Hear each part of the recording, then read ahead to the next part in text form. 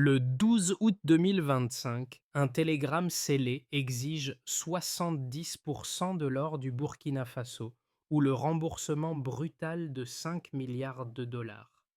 En un seul message venu de Washington, une dette écrasante se transforme en menace directe contre la souveraineté d'un pays déjà marqué par des décennies d'ingérence et de dépendance économique. Que vaut pour Ibrahim Traoré et pour des millions de Burkinabés un simple non lancé à cet ordre économique mondial qui semble intouchable? Et si ce refus devenait l'étincelle capable de réveiller tout un continent en quête de dignité? En exposant clairement l'ultimatum imposé au Burkina Faso, cette histoire promet de dévoiler non seulement les ressorts d'une crise économique brutale, mais aussi les mécanismes les précis par lesquels une nation peut tenter de reprendre le contrôle de ses ressources stratégiques. Le bénéfice majeur pour le lecteur consiste à comprendre en 10 à 12 mots comment une décision politique isolée peut modifier l'équilibre d'un système de dépendance ancré depuis des décennies. Derrière l'apparence d'un simple refus, un ensemble complexe de risques surgit. Instabilité financière immédiate, glissement diplomatique avec les puissances occidentales, pressions commerciales accrues, mais aussi possibilité d'une réorientation régionale qui transforme la contrainte en opportunité. Ce récit s'attache à suivre, données après données, la manière dont les premières heures, les premiers chiffres et les premiers mouvements militaires redessinent progressivement les lignes de force dans un espace géopolitique particulièrement fragile. Un micro-hook se forme ainsi. Comment un pays classé parmi les plus vulnérables peut-il soudain influencer l'agenda économique d'acteurs autrement plus puissants? Dès les premières heures suivant le télégramme du 12 août 2025, deux éléments bouleversent la lecture de la crise. L'ultimatum exigeant 10% de l'or national et la menace d'un remboursement fulgurant de 5 milliards de dollars en 48 heures. Ces chiffres, loin d'être de simples valeurs comptables, deviennent les marqueurs d'une confrontation économique où chaque décision peut infléchir le cours des alliances régionales. Dans ce contexte tendu, Ibrahim Traoré mesure immédiatement qu'il ne s'agit plus d'une négociation discrète, mais d'une épreuve de souveraineté posée au grand jour. L'intervention directe de Washington transforme un différend financier en affrontement stratégique et l'instant précis où il décide de dire non réoriente l'attention du Sahel vers Ouagadougou. Le refus devient alors un signal, celui d'un État qui, même fragilisé, choisit de contester la logique d'extraction imposée depuis des décennies. Autour du président, un cercle restreint de conseillers militaires et économiques reconstitue minutieusement la chaîne des événements. Les membres de l'état-major évaluent et les sites miniers vulnérables, tandis que les économistes analysent l'onde de choc sur les marchés régionaux. À mesure que les heures passent, les premières mesures d'urgence se mettent en place. Contrôle militaire des mines, surveillance renforcée des convois, vérification des contrats opérés par les sociétés étrangères. Dans les capitales occidentales, l'information remonte rapidement et déclenche une succession de réactions diplomatiques. Les discussions à Paris et Washington se concentrent sur les répercussions d'un refus ouvert, tandis que les médias accusent le gouvernement burkinabé de s'exposer inutilement. Pourtant, sur le terrain, un phénomène opposé apparaît. À Ouagadougou, des foules se rassemblent spontanément pour soutenir la décision, et des slogans en faveur de la souveraineté se répandent à travers les rues. Ainsi se forme la Bois Kanbando, une décision isolée qui, en quelques heures, devient affaire continentale, mobilisant à la fois les forces locales, les opinions publiques africaines et l'attention des grandes puissances. Dans les jours qui suivent l'ultimatum, un personnage clé devient le fil conducteur permettant de comprendre cette montée en tension, le colonel Kwame Diallo, conseiller stratégique discret mais central dans l'entourage d'Ibrahim Traoré. Formé aux opérations mixtes et aux mécanismes des contrats miniers, Il joue le rôle de médiateur entre les impératifs militaires et les contraintes économiques. C'est lui qui, le premier, cartographie les zones sensibles autour des mines d'or et identifie les points où une pression extérieure pourrait se manifester. Le premier cas se déroule à proximité du site de Kalsaka. En quelques heures, l'équipe de Diallo détecte des mouvements inhabituels autour des concessions tenues jusqu'alors par des sociétés étrangères. Les commandants locaux, suivant les instructions du conseiller, sécurisent les axes routiers et reprennent le contrôle administratif du périmètre. Cette opération rapide, bien que peu médiatisée, devient la preuve que la résistance n'est pas seulement politique, elle est technique, méthodique et pensée pour durer. Un second épisode survient dans un bureau exigu du ministère des Finances où Diallo réunit deux économistes issus de l'université de Ouagadougou. Leur rôle est d'évaluer la résilience immédiate du pays en cas de sanctions renforcées. Les, les simulations présentent des risques évidents, mais elles montrent aussi une marge de manœuvre inattendue grâce aux réserves locales et aux premiers signaux de soutien régional. À travers ces scènes, le lecteur perçoit comment la résistance se construit à partir d'acteurs multiples, chacun portant une pièce du puzzle stratégique. Comme une réflexion finale, la souveraineté exige une organisation plus qu'un symbole. L'enchaînement des événements commence véritablement au moment où l'ultimatum arrive sur le bureau présidentiel. Le télégramme scellé, envoyé depuis Washington, active immédiatement une mécanique de crise.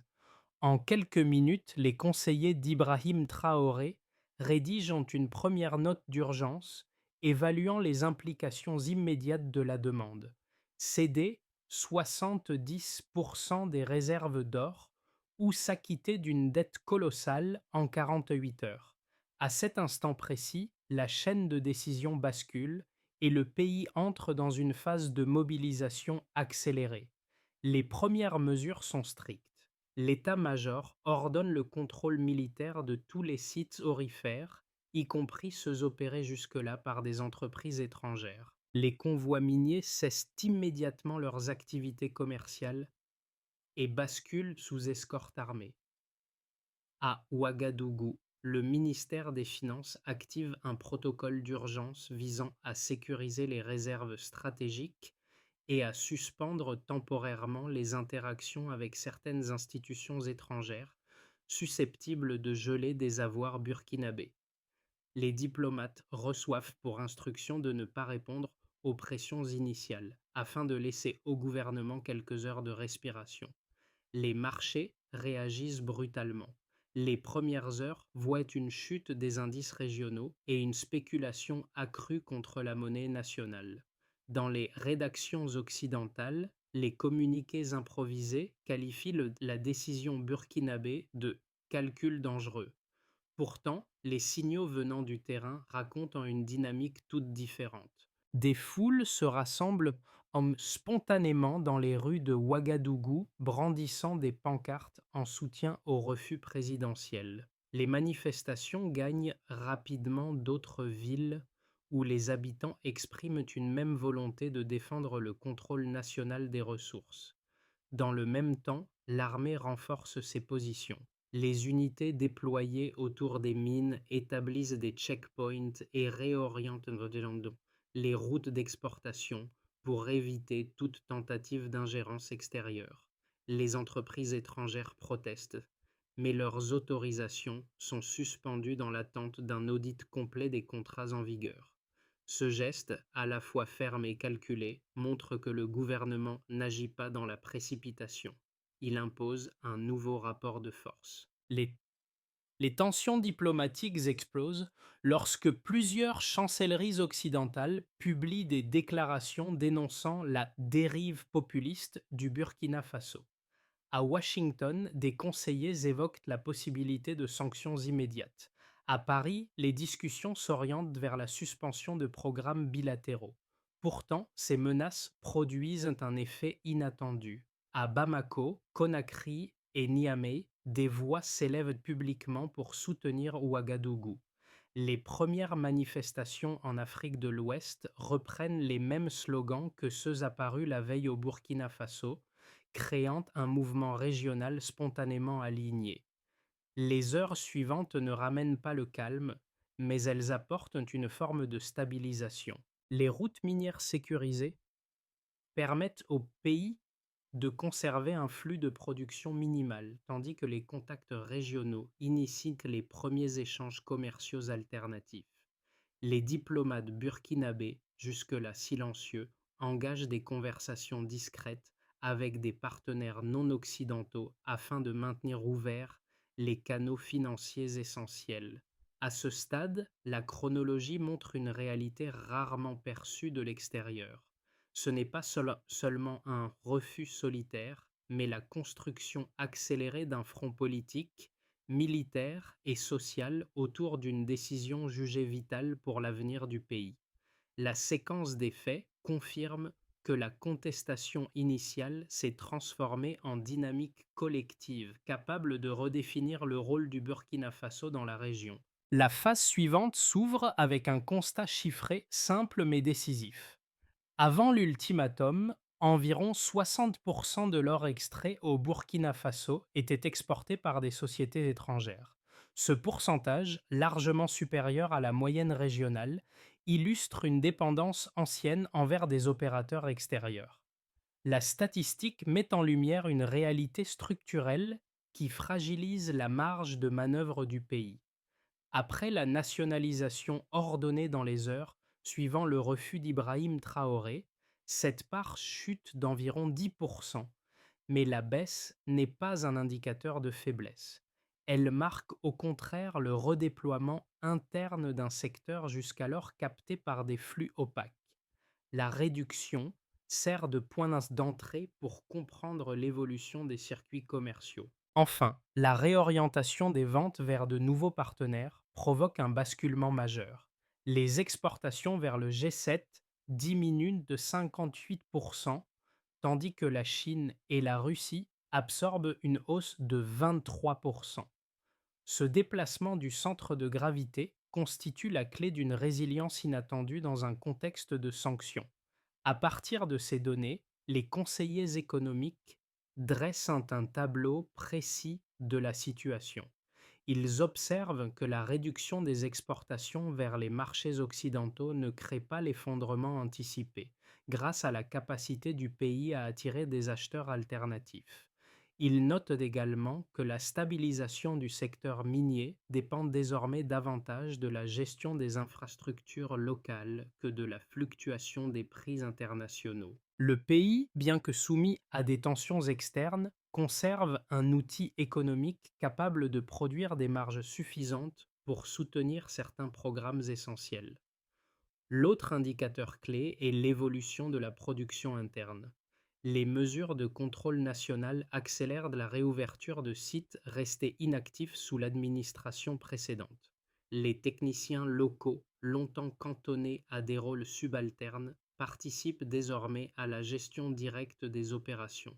Le gouvernement redirige une partie des recettes vers les infrastructures, en particulier les routes et les installations électriques, dans l'espoir d'améliorer la productivité générale et de réduire les coûts logistiques. Les premiers résultats montrent que ce réinvestissement renforce l'autonomie des zones minières, limitant la dépendance aux sociétés étrangères. Dans la capitale, les tableaux de bord financiers sont mis à jour quotidiennement. Les économistes observent que la dette publique, auparavant évaluée à 5 milliards de dollars, voit sa charge relative diminuer grâce à la hausse des revenus miniers contrôlés localement. Les chiffres ne traduisent pas une amélioration spectaculaire, mais ils témoignent d'un ajustement significatif dans l'allocation des ressources nationales. Les dépenses prioritaires, auparavant financées par des partenaires multilatéraux, trouvent désormais une part de financement interne. Sur le plan social, les effets des mesures économiques se dessinent progressivement. Les sondages réalisés dans plusieurs villes montrent un soutien populaire fort envers la politique de souveraineté minière. Les populations confrontés aux défis quotidiens, perçoivent néanmoins une hausse de l'emploi dans certaines régions liées à l'extraction. Les coopératives locales, stimulées par l'arrivée de nouveaux capitaux, réorganisent leur mode de production et tentent de rendre leurs activités plus viables sur le long terme. Dans ce paysage en transformation, un élément reste constant. La décision d'Ibrahim Traoré continue d'alimenter un débat sur la capacité du pays à se maintenir hors de la dépendance traditionnelle. Les indices économiques, bien qu'encore fragiles, montrent une direction précise. Le gouvernement parvient à stabiliser les secteurs essentiels tout en cherchant à réduire l'emprise extérieure sur les ressources stratégiques. La transition reste semée d'incertitudes, mais les chiffres révèlent une dynamique qui mériterait d'être observée sur plusieurs mois pour mesurer pleinement sa portée. Deux arguments majeurs dominent le débat entourant la résistance burkinabé. Le premier, avancé par de nombreux économistes occidentaux, affirme qu'un pays dépendant de ses exportations minières ne peut durablement affronter des sanctions sévères. Selon eux, l'absence d'appui du FMI et la fermeture potentielle des canaux financiers internationaux conduiraient inévitablement à l'asphyxie économique. Ce raisonnement s'appuie sur l'idée que tout isolement restreint les marges de négociation et pousse les gouvernements fragiles à revenir vers les créanciers traditionnels, même après un acte de défi initial. En ce sens, la crise déclenchée par le refus de céder les réserves d'or serait un prélude à un retour forcé vers un modèle de dépendance. En face, un autre courant défend une vision bien différente.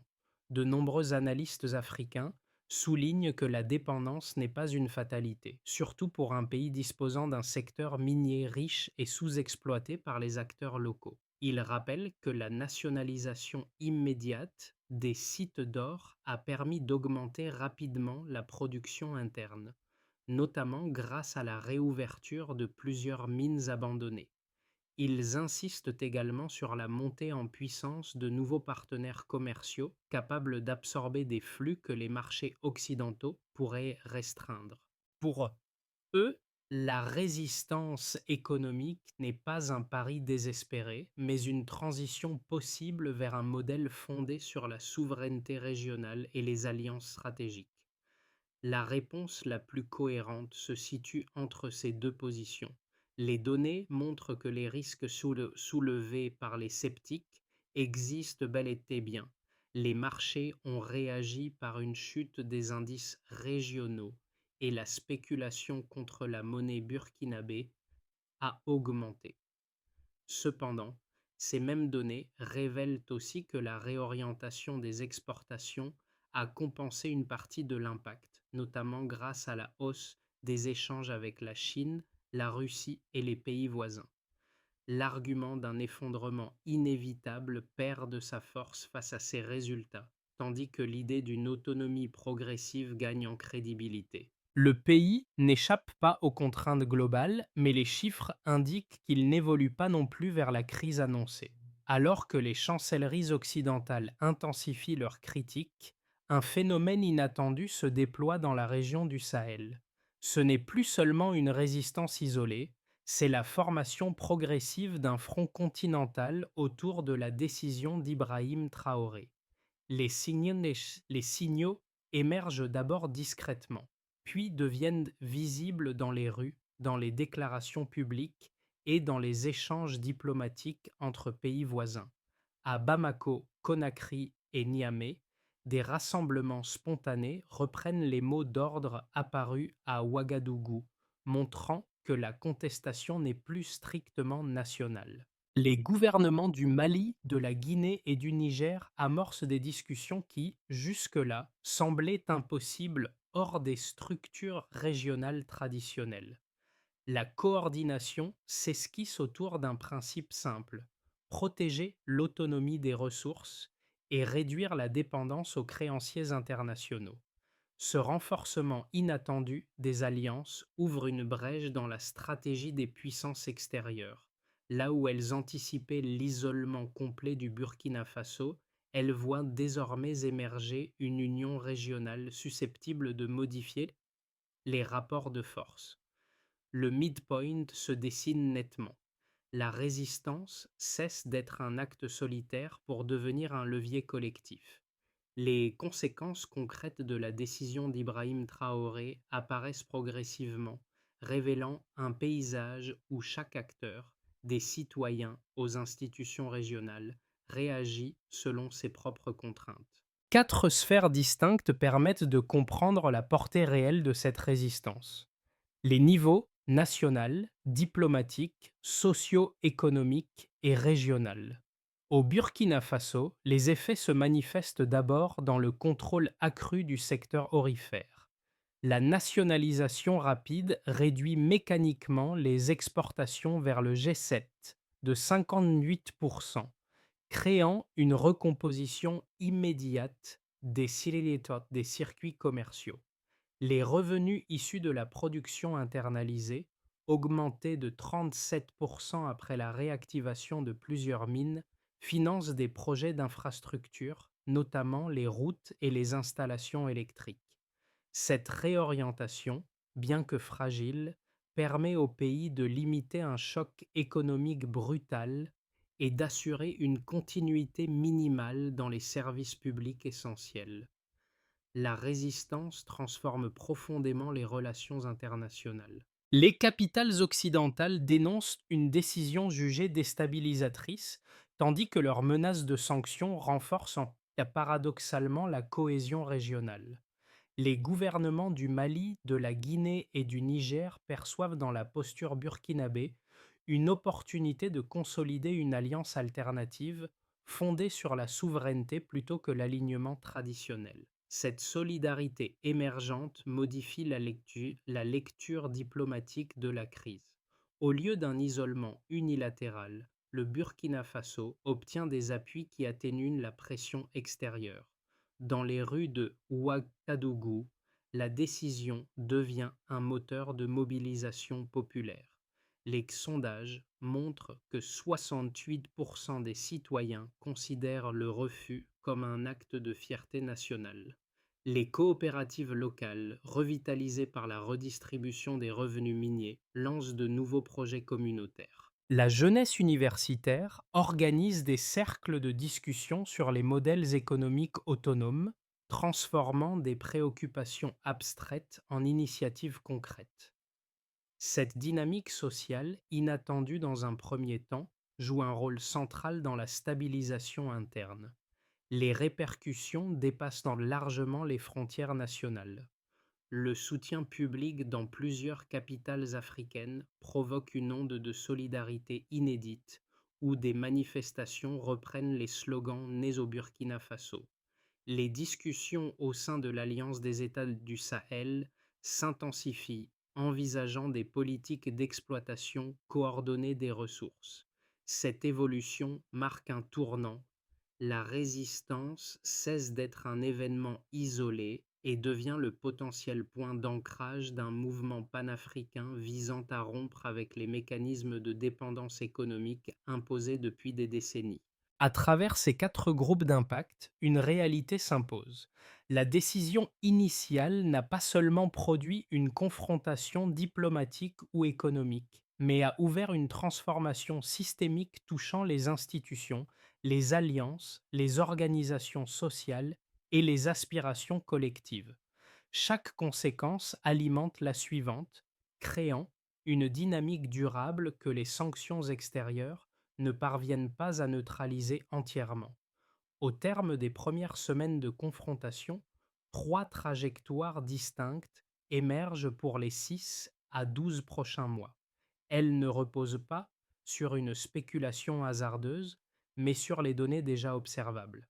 La réorientation des échanges commerciaux, la mobilisation sociale et la place nouvelle que le Burkina Faso occupe dans les discussions régionales.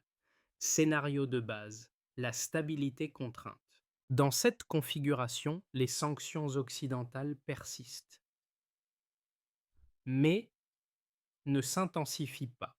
Les échanges avec la Chine, la Russie et les pays du Sahel maintiennent un flux économique suffisant pour éviter une contraction majeure. Le pays continue d'investir dans les infrastructures essentielles financées par les revenus miniers. Les tensions diplomatiques restent élevées, mais aucun acteur ne cherche l'escalade. Le Burkina Faso avance prudemment dans une zone intermédiaire où sa souveraineté demeure affirmée, mais ses marges restent limitées par l'environnement géopolitique. Ici, la dynamique enclenchée dans le Sahel se renforce. Les accords bilatéraux se multiplient et améliorent la logistique, l'exportation et la transformation locale des ressources. Le secteur minier, soutenu par les investissements extérieurs non occidentaux, gagne en efficacité. La croissance pourrait atteindre des niveaux comparables aux pays ayant déjà adopté des politiques de nationalisation réussies avec une diversification progressive vers l'agriculture modernisée et les technologies locales. La région, en s'intégrant davantage, construit un bloc économique capable de négocier avec plus d'assurance. Dans cette perspective, les sanctions se durcissent et provoquent une chute des recettes minières, accompagnée d'une contraction des flux commerciaux alternatifs. Les infrastructures peinent à suivre le rythme et la population ressent plus fortement les effets du ralentissement. Les partenaires régionaux, eux-mêmes confrontés à leurs propres contraintes, n'apportent qu'un soutien limité. Le pays est alors contraint de réévaluer certaines positions pour éviter une instabilité prolongée, tout en tentant de préserver les acquis politiques de la résistance. Ces trois trajectoires ne visent pas à prédire l'avenir, mais à offrir un cadre d'interprétation clair. Penser en scénario permet de comprendre que la souveraineté n'est pas un état fixe, mais un équilibre mouvant entre contraintes, alliances et capacités internes. Les répercussions de cette crise dépassent largement les cercles politiques et économiques.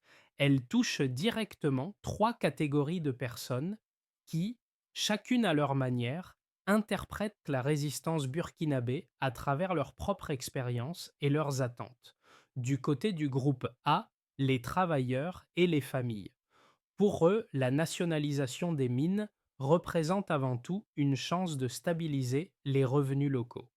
L'augmentation de la production interne et la création de milliers d'emplois dans les zones minières offrent une perspective nouvelle dans un contexte souvent marqué par l'incertitude. Les familles voient dans cette dynamique une possibilité d'améliorer leurs conditions de vie grâce aux investissements dans les infrastructures essentielles, notamment l'électricité et les routes. Du côté du groupe B, les jeunes et les étudiants. Cette génération, longtemps à l'écart des débats stratégiques, se saisit soudain d'une question centrale, l'indépendance économique. Les universités deviennent des lieux de réflexion où l'on discute de modèles alternatifs, de souveraineté et de gestion des ressources naturelles. La résistance inspire une forme d'optimisme intellectuel où l'idée de construire un avenir autonome prend une dimension concrète. Les jeunes y voient une invitation à contribuer à la transformation du pays. Du côté du groupe C, la diaspora et les observateurs régionaux. Pour eux, l'enjeu est double. D'une part, la décision burkinabé constitue une source de fierté, car elle résonne comme un symbole de dignité dans un contexte marqué par la domination économique. D'autre part, ils suivent avec attention les risques liés aux sanctions, conscients que leur propre stabilité dépend parfois des liens financiers entre les pays. Cette tension entre admiration et vigilance révèle la complexité de leur position. Ces trois, hommes, ces trois angles montrent qu'une décision économique peut devenir un catalyseur social puissant, influençant les perceptions, les ambitions et les trajectoires collectives. Face à la pression extérieure et aux exigences de long terme, l'entourage d'Ibrahim Traoré élabore une feuille de route structurée en plusieurs étapes. Chaque action associe un acteur, un calendrier et un indicateur mesurable afin de transformer la résistance immédiate en stratégie durable. Pour la première étape, sécurisation et modernisation du secteur minier. Le gouvernement, via le ministère de l'Énergie et des Mines, doit consolider le contrôle national des sites tout en améliorant leur productivité. Cette phase, prévue dans les 6 mois, repose sur l'optimisation de l'extraction et la rénovation des infrastructures logistiques. Le succès se mesurera par la stabilisation des volumes produits et par la réduction des pertes opérationnelles. Le ministère de l'Agriculture et les chambres de commerce sont chargés de moderniser les chaînes de valeur agricoles, particulièrement dans les zones rurales. L'objectif est de réduire la dépendance aux exportations minières et de renforcer l'autonomie alimentaire. Les résultats seront évalués par la création d'emplois et l'augmentation des capacités locales de transformation. Les diplomates doivent intensifier la coopération avec le Mali, la Guinée et le Niger afin d'élargir les alternatives commerciales. Les discussions s'échelonnent sur 12 mois, avec des accords ciblés sur l'énergie, le transport et la défense. Leur efficacité se jugera à l'augmentation du volume d'échanges intra-régionaux. Pour la quatrième étape, développement du capital humain. Le ministère de l'Éducation et des organisations académiques travaille à la création de programmes techniques spécialisés pour les secteurs miniers, agricoles et énergétiques. L'impact sera mesuré par le nombre d'étudiants formés et par leur insertion dans les secteurs clés. À travers cette séquence d'actions, l'objectif est clair: transformer une crise en accélérateur de souveraineté durable en dotant le pays d'outils capables de stabiliser son avenir économique. Dans les couloirs du palais présidentiel, le souvenir des premières heures revient souvent, celui de Kwame Diallo, le conseiller qui, dès le début, avait cartographié les mines et rassuré les équipes malgré le chaos ambiant. Cette figure discrète, évoquée dans les moments clés, sert de fil conducteur pour comprendre la cohérence de la résistance. Sous la direction d'Ibrahim Traoré, les gestes de ces acteurs de l'ombre prennent un sens nouveau, comme si chaque décision individuelle contribuait à un même mouvement collectif. À Ouagadougou, les citoyens racontent encore comment ces premières cartes, tracées dans un bureau exigu, ont marqué la naissance d'une stratégie plus vaste. Les histoires circulent dans les marchés, les universités, les cafés. Elles rappellent que la souveraineté n'est jamais un acte isolé, mais le résultat d'un ensemble de décisions lucides et parfois silencieuses. Les rues, remplies de discussions et d'espoir, témoignent d'un pays qui cherche moins à défier le monde qu'à se redéfinir lui-même.